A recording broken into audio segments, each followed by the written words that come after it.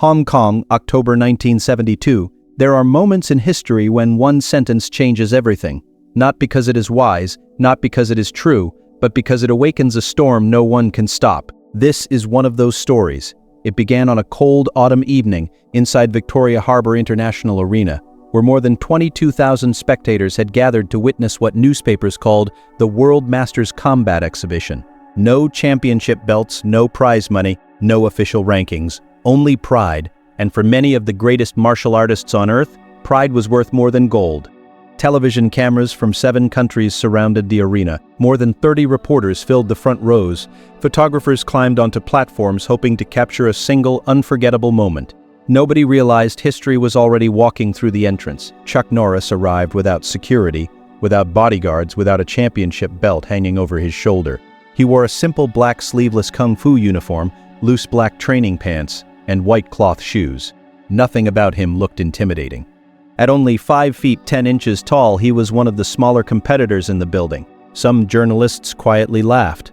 One whispered, "That's the famous Chuck Norris? He looks smaller than he does in the movies." Chuck heard them. He smiled politely, then continued walking, because proving people wrong had never required words. Across the arena, another man had already become the center of attention. His name was Viktor Dragunov, a 29-year-old European heavyweight, 6 feet 6 in tall, 124 kilograms, a mountain of muscle, broad shoulders, massive forearms, a neck thicker than most men's thighs. For 6 years, he had dominated international full-contact tournaments. 47 victories, 42 knockouts, not a single loss. Fans called him the Iron Fortress. He didn't simply defeat opponents, he terrified them. Several fighters had refused to compete against him. Others retired after facing him. Viktor believed one thing: size decided fights, power ended arguments, everything else was fantasy. When one reporter asked whether he respected Chuck Norris, Viktor laughed so loudly the nearby cameras turned toward him. Respect? He looked directly into the television lens. "I respect fighters, not actors." The crowd laughed. Someone clapped. Another reporter asked, "But Chuck Norris has become famous around the world." Viktor shrugged.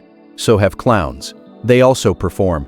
The laughter grew louder. Chuck happened to be walking past at that exact moment. He heard every word. He stopped, turned toward Viktor, walked over. The arena suddenly became quiet. Journalists rushed closer, microphones stretched between them. Viktor smiled. "So, the movie star finally arrived." Chuck bowed respectfully. "Good evening." The gesture surprised everyone, even Viktor. Chuck extended his hand. "I've heard you're an excellent martial artist. I hope we both inspire people tonight." Viktor looked at Chuck's hand, then deliberately ignored it. Instead, he folded his own arms. "I don't shake hands with actors." The crowd gasped. Chuck slowly lowered his hand, still smiling. "There is nothing wrong with acting, but tonight isn't about movies. It's about martial arts." Viktor stepped closer, towering almost an entire head above Chuck. "You think martial arts?" He laughed again. "You've never fought anyone my size." Chuck answered softly, "Perhaps, but size has never decided character." That sentence irritated Viktor. "You speak like a philosopher, I speak like a student." "A student?" Chuck nodded. "We're all students. The day we believe we've learned everything, we stop growing." Several older masters sitting nearby quietly nodded. Viktor rolled his eyes. "I didn't come here for a lecture." Chuck answered, "Neither did I. I came to celebrate martial arts. If we compete, let's do it with respect." Viktor leaned forward until their faces were only inches apart. His voice dropped. "So, you're already asking me to be gentle?" Chuck shook his head. "No. I'm asking you to remember. The audience is always watching. They'll remember how we behave longer than they'll remember who wins." For a brief moment, nobody spoke. The tension inside the arena became almost unbearable. Then Viktor suddenly laughed again, louder than before. He pointed directly at Chuck. "You hear that? He thinks people came here to watch manners." The audience erupted with laughter. Chuck remained perfectly still. Viktor wasn't finished. "I watched one of your films. You beat 10 men. You jumped over tables. You kicked people through walls." He leaned closer. "Tell me something. How many cameras do you need before your punches start working?" The reporters burst into nervous laughter. Chuck quietly looked into Viktor's eyes, then answered with complete calm, "I don't need cameras. I only need self-control." The smile disappeared from Viktor's face. For the first time, he realized something. Nothing he said was making Chuck angry, and that frustrated him more than anything else. Viktor raised his voice so the entire arena could hear, "If you're a real martial artist, fight me." The crowd exploded. Thousands of people immediately began chanting, "Fight, fight, fight." Chuck slowly raised one hand. The arena gradually quieted. Then he spoke. "I won't fight because someone insults me. I won't fight because someone wants attention. And I certainly won't fight to satisfy an angry crowd." A few spectators applauded. Most looked disappointed. Victor smiled coldly. "There it is, the excuse." Chuck gently shook his head.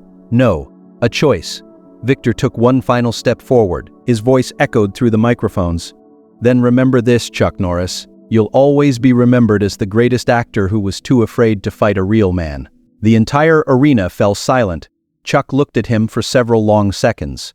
Then, without saying another word, he slowly removed his black jacket, folded it carefully, placed it on a nearby chair, and quietly said, "I gave you every chance to choose respect. Now, let's see what you've truly learned." The referee immediately stepped between them. Television cameras switched to live broadcast. 22,000 people stood to their feet, and somewhere in the front row, an elderly kung fu master whispered only 4 words.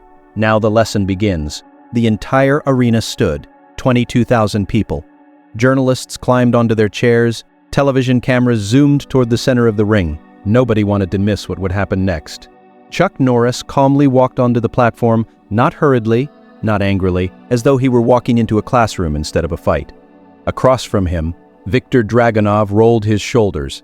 His enormous muscles flexed beneath the arena lights. The size difference looked unbelievable. Chuck weighed barely 77 kilograms. Victor weighed 124. Standing face to face, Chuck looked almost like a lightweight standing beside a giant. The audience whispered, "Chuck is too small. This won't last 1 minute. The giant will crush him." Chuck heard every word. He smiled, then quietly bowed toward Victor. Victor didn't bow back. Instead, he smirked. "You still have time to leave." Chuck answered calmly, "So do you." The crowd became silent again. Victor frowned. "What?" Chuck spoke gently. "We don't have to do this. You've already proven you're strong. You don't need to prove it again." Victor laughed. "You think I'm scared?" Chuck shook his head. "No, I think you're angry, and angry people make poor decisions." The words struck Victor harder than expected. His jaw tightened. "You still don't understand. I'm going to hurt you." Chuck looked directly into his eyes. "I believe you, and that's exactly why I'm asking you to stop." Even the referee looked surprised. Nobody had ever heard a fighter speak like this before a match. Victor stepped closer. "If I knock you unconscious, it'll be your own fault." Chuck answered quietly, "If that happens, I'll accept it. But if I hurt you, I'll regret it." The crowd gasped. Some laughed, others simply stared. They couldn't tell whether Chuck was fearless or completely insane. The referee raised both hands. "Final warning, this is an exhibition. If either fighter wishes to stop, the match ends immediately." Chuck nodded. Victor didn't even look at the referee. His eyes never left Chuck. The bell rang. Victor exploded forward like a charging bull. His right fist cut through the air with terrifying speed. Chuck didn't block. He simply moved half a step. The punch missed by less than an inch. The audience screamed. Victor spun, immediately throwing a left hook. Chuck slipped underneath. Again, no counterattack, no punch, nothing. Only movement. Victor attacked again. Body punch, low kick, overhand right. Chuck avoided every strike. His feet barely seemed to touch the canvas. 1 minute passed. Chuck still hadn't thrown a single punch. The audience grew confused. "What is he doing?" "Fight back," Victor shouted while attacking. "Is this what they teach in your movies?" Chuck smiled softly. "No, this is what patience looks like." That answer only made Victor angrier. He charged again, this time using all his strength. Every punch carried knockout power. Chuck continued studying him, his shoulders, his breathing, the rhythm of his feet, the direction of his eyes before every attack. Nothing escaped his attention.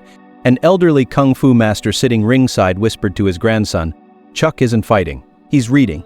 5 more attacks. 7. 10. Still, Chuck refused to strike. Victor finally landed something. A glancing kick caught Chuck's left thigh. The impact echoed through the arena. Chuck took 1 step backward. The crowd exploded. There, he hit him. Victor smiled proudly. "I told you, you're just a movie star." Chuck rubbed his leg once, then nodded respectfully. "Very good kick." Victor blinked. "What?" Chuck smiled. "Your timing improved." The compliment confused him. "You think I'm here for your approval?" Chuck answered, "No, I'm here to understand you." Victor roared with frustration. He had expected fear, pain, anger. Instead, he found kindness, and somehow that felt even more humiliating. His attacks became faster, harder, less controlled. Chuck quietly noticed something. Every time Victor threw his right cross, his left shoulder dropped.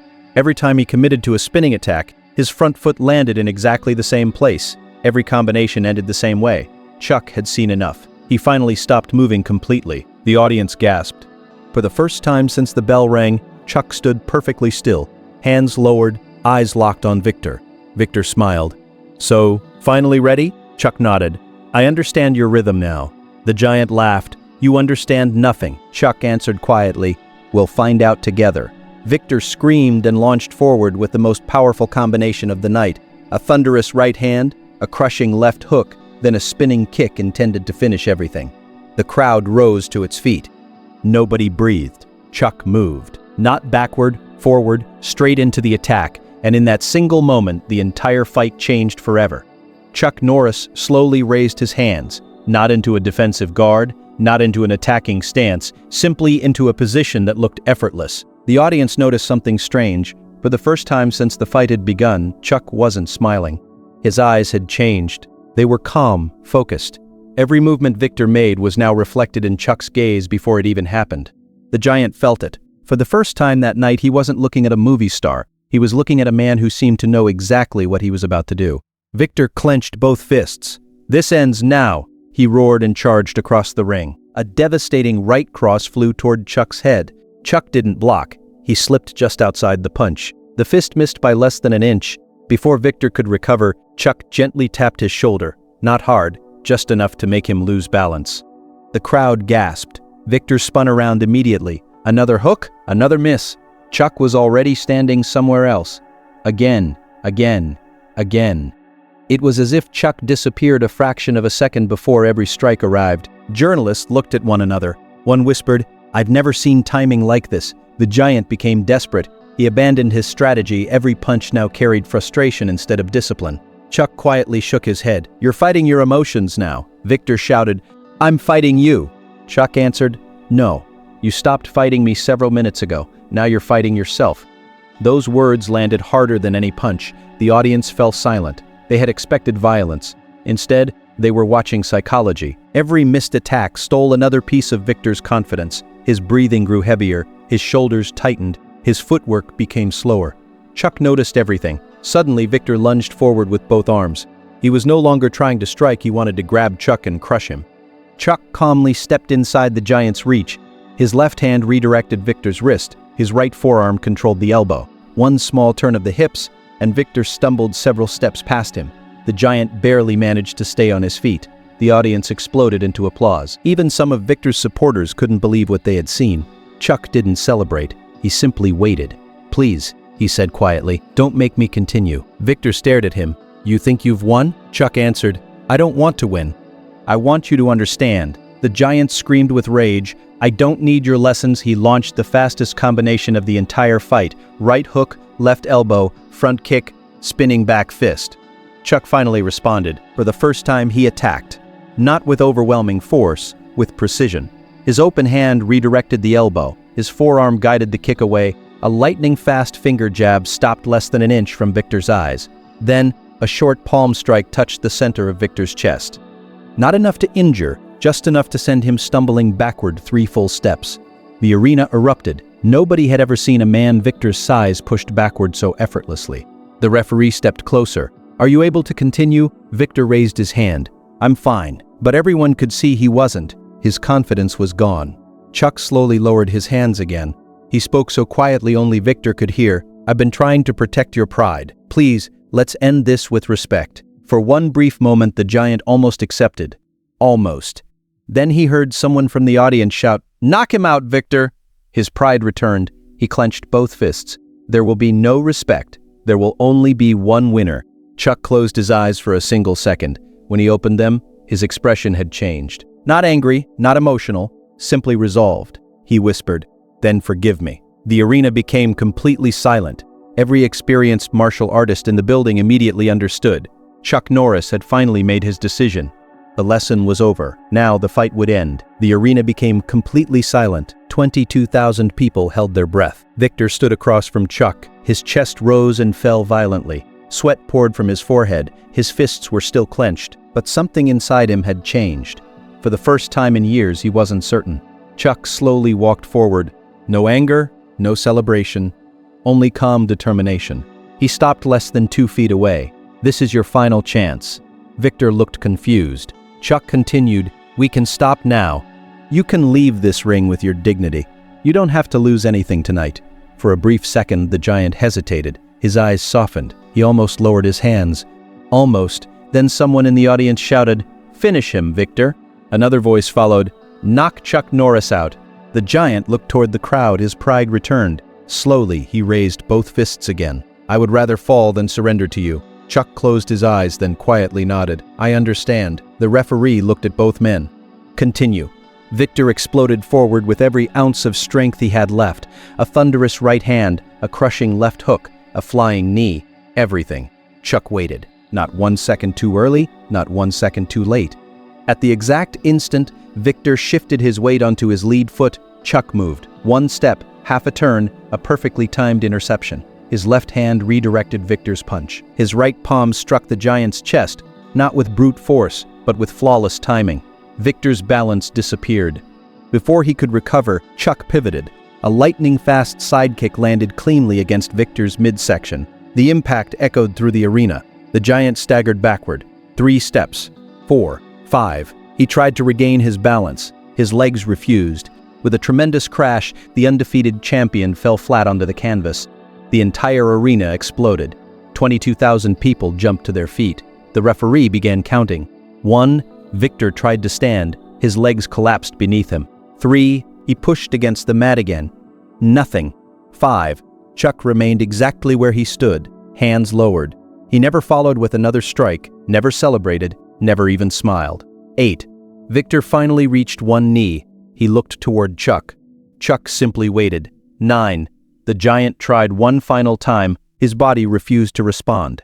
10. The bell rang. The fight was over. The crowd erupted louder than at any moment that night. People screamed Chuck's name. Photographers rushed toward the ring. Flashbulbs lit the arena like lightning.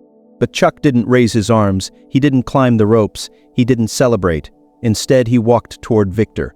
The giant expected another attack. Instead, Chuck extended his hand. The entire arena became silent once again. Victor stared at the hand for several long seconds. His eyes filled with tears. Slowly, he accepted it. Chuck pulled him gently to his feet. The audience began applauding again, even louder than before. Chuck looked directly into Victor's eyes, then spoke slowly enough that every microphone captured every word. Strength without respect. He paused. Is weakness. The words echoed throughout the arena. Nobody moved. Nobody spoke. Chuck continued, "You trained your body for years. You became stronger than almost everyone you met. But tonight you were defeated by something much smaller." Victor lowered his head. "My own pride." Chuck smiled warmly. "Exactly. The giant couldn't hold back his tears anymore." "I'm sorry." Chuck placed a hand on his shoulder. "Never apologize for losing. Apologize only when you stop learning." The audience erupted into applause. Some spectators were crying. Many of the veteran martial arts masters stood and bowed toward Chuck, not because he had won, because he had honored martial arts. A young reporter asked from ringside, "Mr. Norris, why didn't you finish him when you had the chance?" Chuck turned toward the cameras. His answer became the headline in newspapers around the world. The purpose of martial arts is not to destroy another person, it is to destroy your own ego. Silence filled the arena. Chuck looked once more at Victor, then added, "One final sentence, never humiliate another human being. One day you may stand before someone stronger than yourself." Victor nodded slowly. "I'll never forget tonight." Chuck smiled. "I hope you don't remember the defeat. I hope you remember the lesson." Months later, Victor returned to competition, but he was no longer the arrogant champion people once feared. Before every match, he bowed deeply to his opponent. After every victory, he helped his opponent back to their feet.